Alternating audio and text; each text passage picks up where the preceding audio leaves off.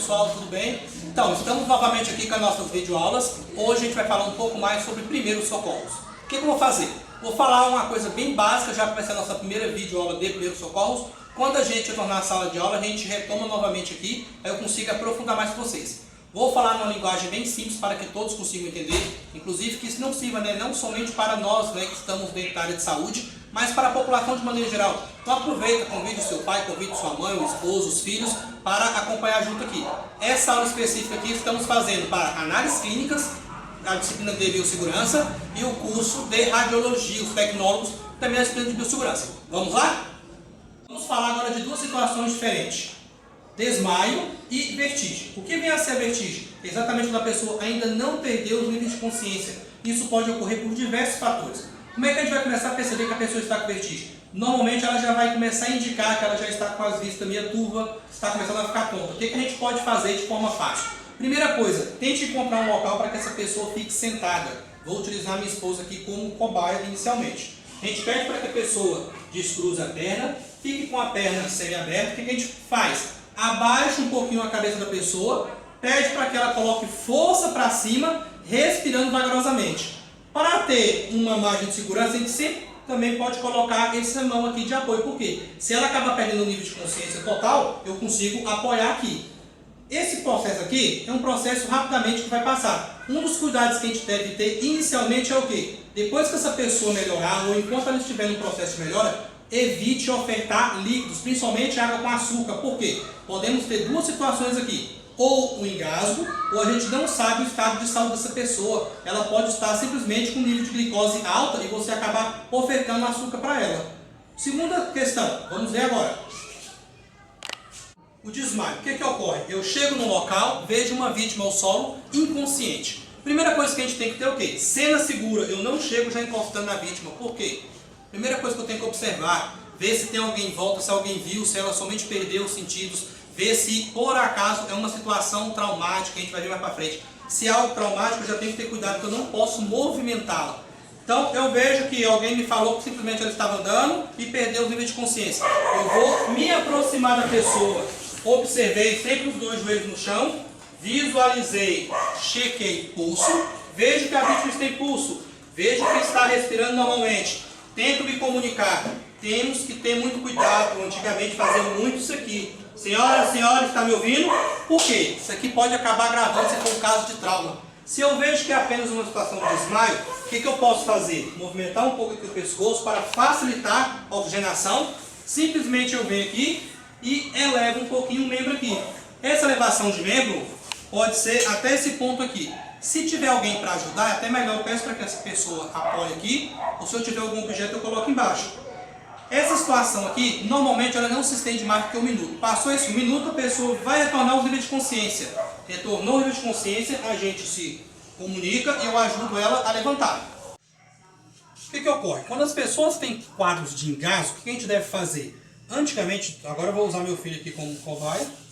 Antigamente o que a gente fazia? A gente fazia taponamento de baixo para cima. Hoje a gente não é indicado fazer isso, a gente apenas pede para que essa pessoa estimule a tosse ali. Então quando ela é estimulada, tosse, tosse. Enquanto ela estiver tossindo, ela conseguir se comunicar mesmo com dificuldade, eu sei que esse engasgo aqui ele é parcial. Então daqui a pouco ele vai acabar desobstruindo. Agora o que eu tenho que me preocupar? Quando eu tenho um chamado OVACE, que é o quê? Obstrução de vias aéreas por corpos estranhos. Nesse momento a pessoa fica e ela não consegue falar. O que eu preciso fazer? Eu preciso fazer a manobra chamada manobra de Heinz. O que eu vou fazer? Eu vou me posicionar atrás da pessoa. Simples. A gente coloca, como ele é menorzinho, eu não tenho como, mas eu coloco sempre um pé um pouco à frente. Eu apoio o meu ombro aqui na pessoa e vou posicionar minha mão aqui. Eu vou bem aqui no processo tifoide, lá no finalzinho aqui do externo, 2 dedos abaixo, a famosa boca do estômago.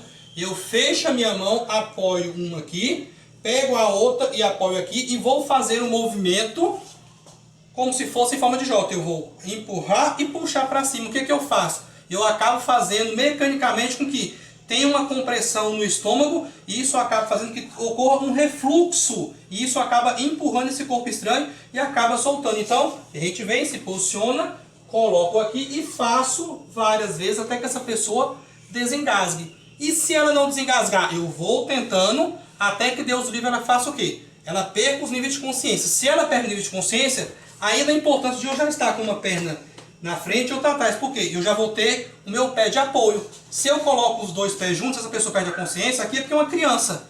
Mas se uma pessoa adulta mais pesada, eu acabo caindo junto com ela. Então, esse aqui é meu movimento. Engasgou, tentei estimular, não tem resposta, movimento aqui na manobra de Heimlich, apoio a mão e vou fazendo aqui. A gente não deve fazer isso aqui de verdade. Então, não esqueçam, aqui no finalzinho aqui do processo de Freud, 2 dedos abaixo. Se fosse uma criança menor, eu poderia sentar, senta no colo do papai. Colocaria essa criança sentada ao meu colo e colocaria aqui. Se fosse uma criança muito pequena, eu nem utilizaria as duas mãos. Eu vou utilizar apenas uma. Então a gente tem que ter uma dosagem nessa força aqui. Se é uma criança, aí eu já tenho outra situação, como a gente vai ver agora. No caso de criança, a gente age diferente. Pega uma criança que é uma criança de colo, a gente tem que agir de forma tranquila e é uma das infelizmente, mais comuns que ocorre. Muito difícil uma criança que no seu decorrer nos primeiros anos de vida não acabou passando por situações de gasto e acabou dando um baita susto nos pais. O que ocorre? Alguns pais, no desespero, acabam pegando essa criança, acabam balançando, acabam batendo ou acabam levantando o braço. Isso é muito perigoso. A Sociedade Brasileira de Pediatria já até colocou aqui situações de que lesões na coluna, cabeça é muito grande e pesada. O que a gente deve fazer? Eu tento visualizar na boca da criança para ver se eu consigo observar alguma coisa. Só que como a criança de colo, muito difícil você ter o quê? Coisas que sejam pastosas. Basicamente é o quê? Líquido. O que eu vou precisar fazer? Vou pegar essa criança, como a minha mão de apoio é a minha mão direita, o que eu faço? Eu faço em forma de V, apoio a cabeça dessa criança, vou encostar ela aqui na minha perna, sentado, de maneira que ela fique o quê? Com a cabeça mais baixa do que a parte do bumbum. Nessa linha aqui da escápula, bem aqui, que eu vou fazer? Eu vou pegar a minha mão e vou dar 5 tapinhas, vou fazer 5 taponamentos. 1, 2, 3, 4, 5. Essa criança não desengasgou, eu apoio aqui minha mão, viro ela para cá. Aqui a gente tem uma situação diferente. O que eu vou fazer? Na linha do mamilo, a criança ainda está com nível de consciência, mas continua engasgada. Ela não chora. O que eu vou fazer? Eu já vou voltar aqui e vou, com esses 2 dedos aqui, fazer 5 massagens. 1, 2, 3, 4, 5. Não desengasgou, volto aqui e vou fazendo até que ela tenha o seu desengasgo. Se eu continuo fazendo essa manobra e essa criança perde os níveis de consciência, eu paro de dar o taponamento. Infelizmente aqui a minha preocupação agora é só com a massagem. Eu não paro até chegar ao socorro ou até eu chegar no local. Primeira coisa que a gente tem que fazer, quando essa criança engasga, a gente já tem que acionar logo o serviço de emergência. No caso de desmaio, no caso de vertigem, não há tanta necessidade assim. Se eu tenho um caso de engasgo em adulto, mas ainda está com nível de consciência, eu não preciso ainda chamar a unidade de emergência como o SAMU, o bombeiro, que possivelmente eu consiga fazer ali a desobstrução desse corpo estranho. Agora, a partir do momento que essa pessoa teve essa perda de consciência, a primeira coisa que eu faço é acionar logo esse serviço de emergência. Se eu estou ajudando, eu peço para alguém que esteja do lado já acionar. E quando acionar, já avisar que essa pessoa não está respirando. E sim está entrando o quê? Uma parada cardiorrespiratória. Então, vai ser acionado o serviço o mais rápido possível ali. Então, fez esse movimento aqui, vai acontecer o quê? Possivelmente desengasgue, como a maioria das vezes ocorre. Se não desengasgar, a gente não pode esquecer. Então, eu esqueço a parte do taponamento e volto só nas massagens sem cessar, até que chegue essa unidade para fazer o atendimento ou que esses pais consigam se deslocar até a unidade de serviço de saúde mais próxima de casa. Obrigado. Uma situação comum que a gente acaba se deparando com maior facilidade são pessoas em caso de crise epilética. Essas crises epiléticas elas podem acontecer de diversas formas, mas uma das que a gente vai ter mais comum no dia a dia são aquelas com espasmos musculares, onde muita gente acaba se assustando. Por quê? Você acaba vendo uma pessoa que ela está se debatendo, com muita salivação e enrijecimento dos membros. O que a gente precisa fazer? Algumas pessoas tentam ajudar, mas às vezes de forma errada. Quer chegar e travar os membros da pessoa que está se debatendo. A gente não deve fazer isso. O que eu preciso fazer?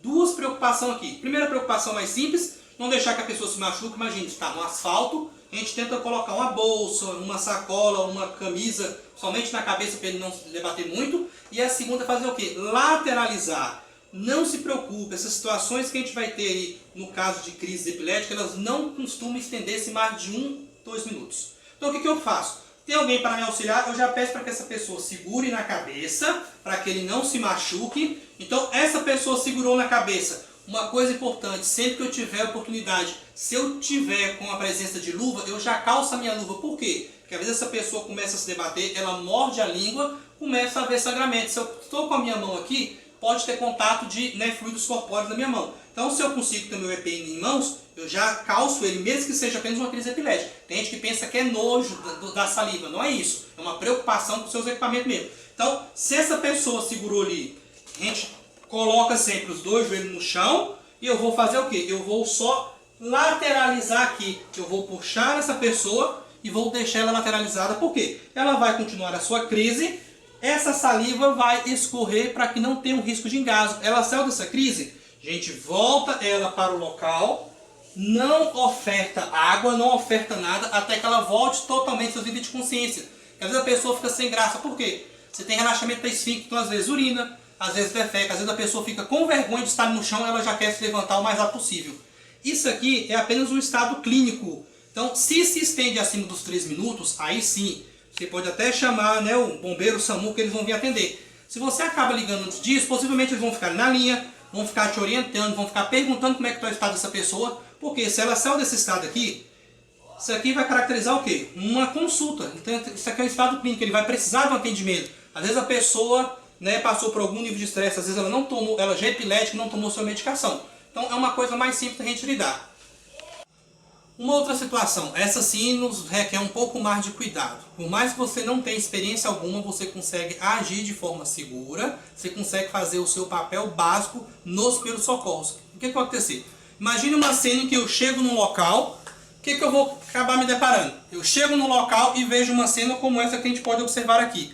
Primeira coisa que eu vou precisar é chamada aqui, cena segura. Eu não chego e encosto nessa vítima. Por quê? Eu não sei o que está ocorrendo. Se a gente começa a imaginar o que é essa cena segura, eu vou visualizar esse cenário aqui. Cheguei no local, eu tenho uma vítima ao solo. Antes de eu encostar nela, antes de eu tentar ajudar, primeira coisa que eu faço, já vou acionar o serviço de emergência. Se eu tenho alguém próximo, eu já peço para que essa pessoa ligue. Se estou sozinho, primeiro eu ligo, depois eu volto e começo a fazer. Então o que eu observo? Numa cena como essa aqui, primeira coisa que eu já conseguiria imaginar, eu vejo que tem uma vítima ao solo, eu vejo que tem um ventilador e o quê? E um cabo de tomada, possivelmente isso aqui é o quê? Uma vítima de choque elétrico. Se eu encostar nessa pessoa, eu serei uma segunda vítima também. O que eu preciso fazer? Desligar essa fonte. Então no caso, como eu observo, se é um fio, um ventilador é mais fácil, eu iria até a tomada, iria desligar.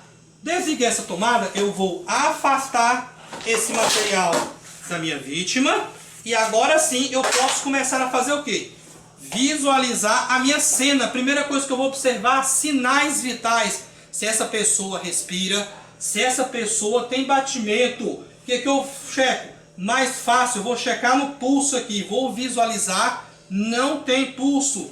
Tento visualizar aqui, não tem pulso, o abdômen não mexe. Normalmente a respiração no homem é mais fácil de visualizar. Então eu já sei que eu tenho uma pessoa que não tem batimento cardíaco, ela não tem respiração, ela está numa parada cardiorrespiratória.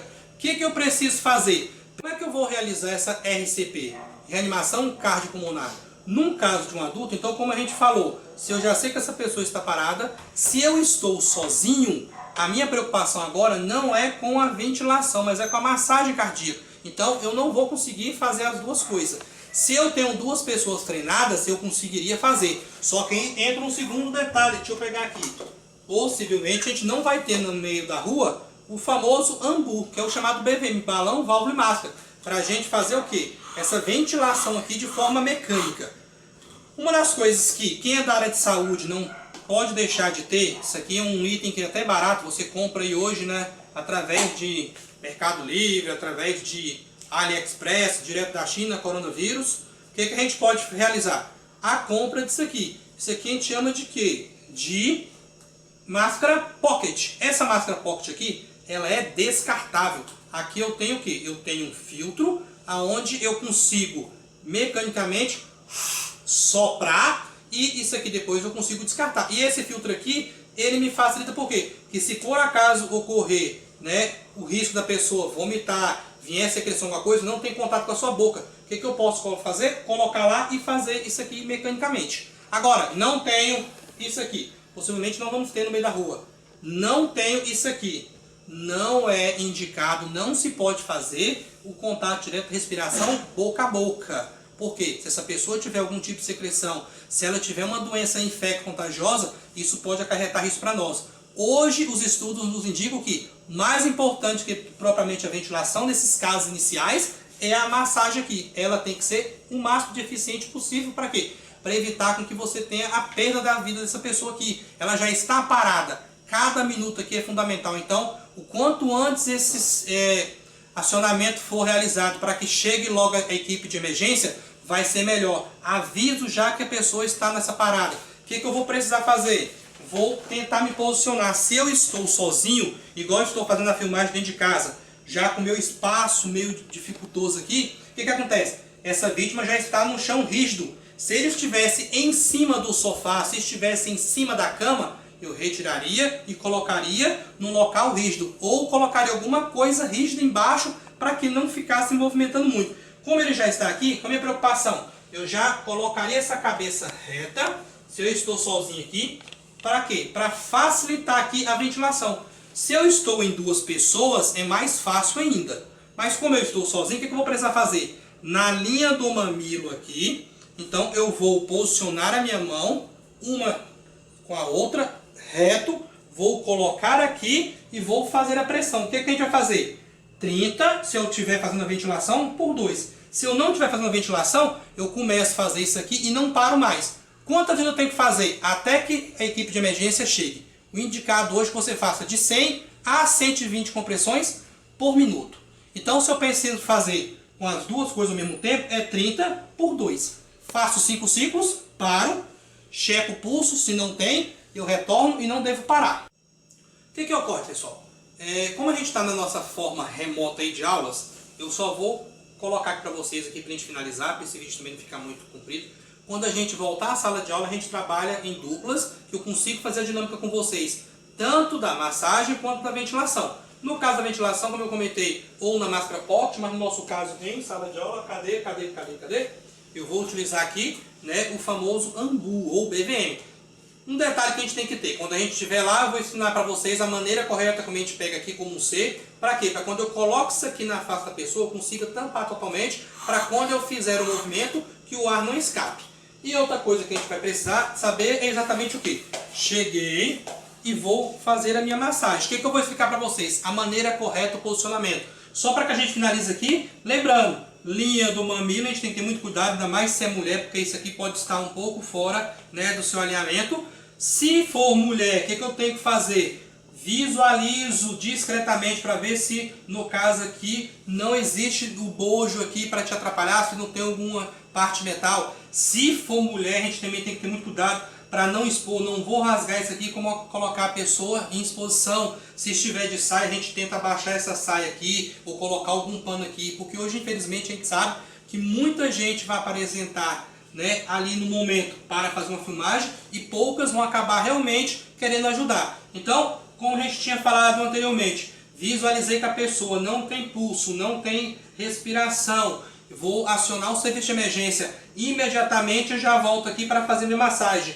30 se eu tiver nas duas situações. Se eu for fazer aqui, eu vou fazer direto, então eu vou comprimir com o meu braço reto e vou fazendo essas compressões aqui.